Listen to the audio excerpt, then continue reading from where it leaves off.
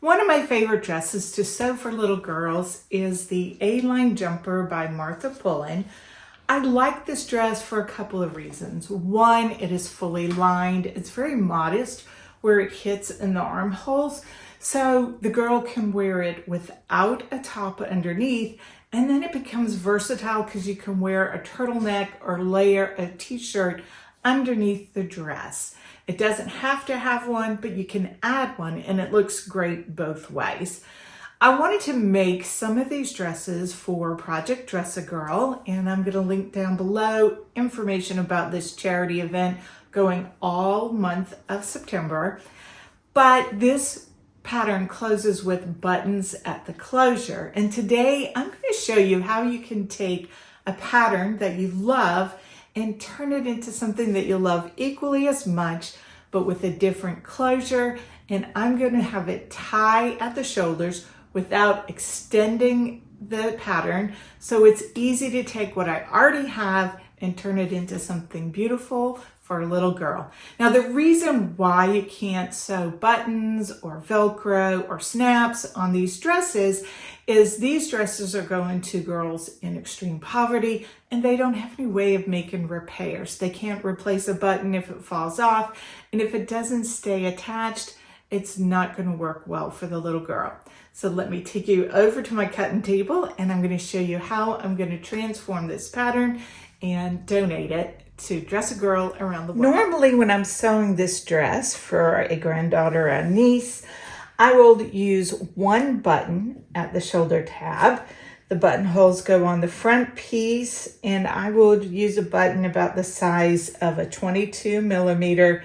Put it kind of center here with a 1/4 inch from the top. You sew the button to this side.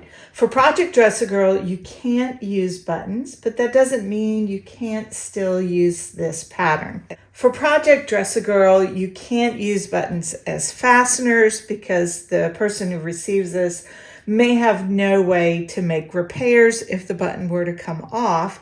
So I'm adapting this pattern a little bit, and I'm going to use a tie instead of buttons. So I've made 2 buttonholes. You might be able to see some faint marks here.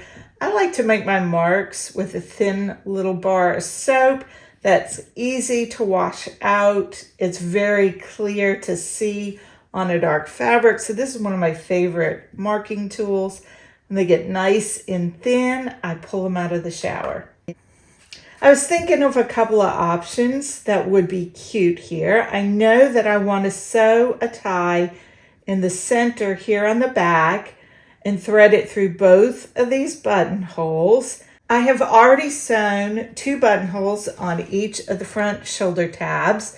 These are 14 millimeter buttonholes. I thought that was a good size for what I'm going to be threading through it. I had a couple of thoughts at first, and this is just a rough and dirty. I wanted to see the length I should make my strap or my tie.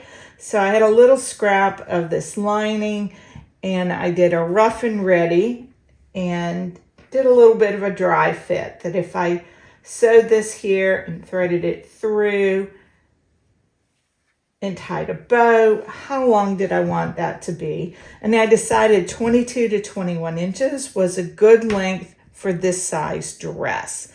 I didn't want it to be too long, but I wanted to have a nice, pretty bow. Now, obviously, this does not look so nice, nor does it look like it's very secure. Again, this was just a rough and ready.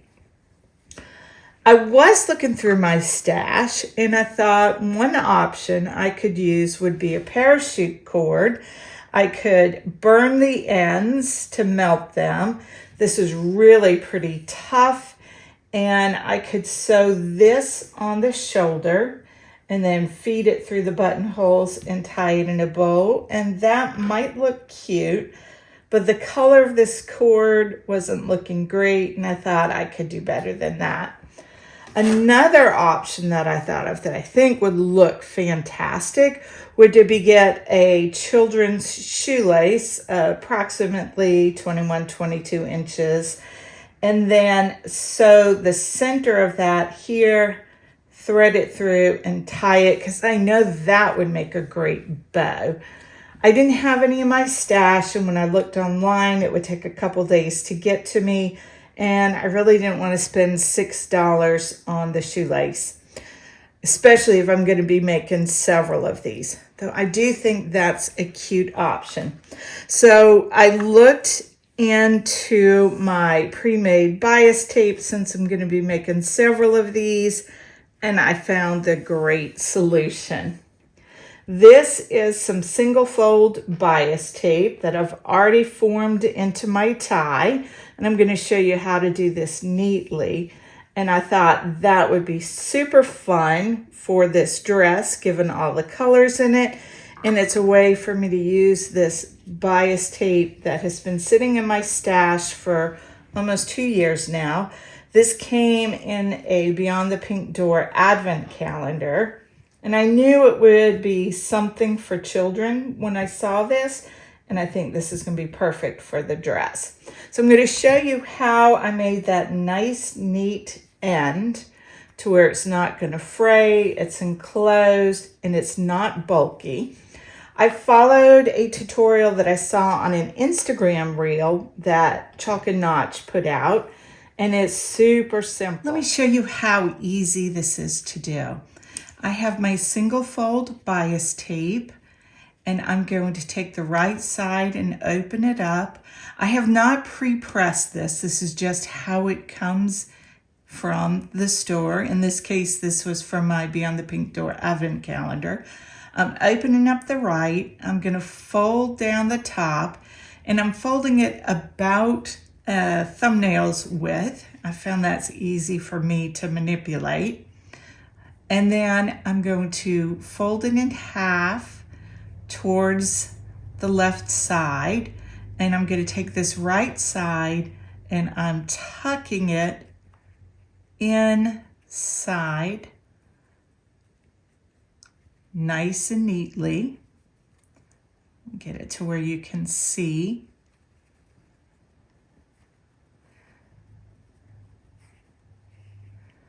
And you get a nice edge. Now I might fiddle with this a little more, get it neater. Fold it under, fold towards the center. I'm tucking this side in here and tuck it in. Get it nice and neat.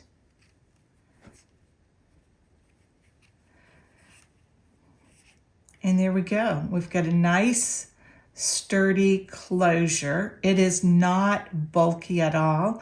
I'm going to sew across this way, and then I'm going to edge stitch all along this edge. I'll be putting a piece of paper behind it so that it feeds through the sewing machine, and that'll be really lovely. I'm going to finish this up, make sure it matches the length of my other strap, and I'll meet you back here and we will sew this up. Securely sewn my tie, and I have ironed it in half so that I can easily find the midpoint. This is where I'm going to attach it to the back strap. I'm going to center it on the back tab, and I will tack it or baste it in, and then thread it through the buttonholes, tie it in a bow, see if I like it, see if I like the length I've chosen, see how neat it comes out, and then I will secure this more strongly. I am going to keep in mind that underneath here is going to be next to the little girl's skin, so I want to make sure it's not too lumpy on the underside. So let me go to the sewing machine, and I will show you what it looks like when I'm finished. I think this turned out really cute. These bias ties are nice and strong. I want to remind you not to use ribbon. Ribbon will fray, and it doesn't hold up to many washings. I think there's going to be a little girl who will really enjoy this, and it'll take her through a couple of seasons. I love the finish on it. If you want to learn how to make a fully lined dress, I have a tutorial I'll link up here.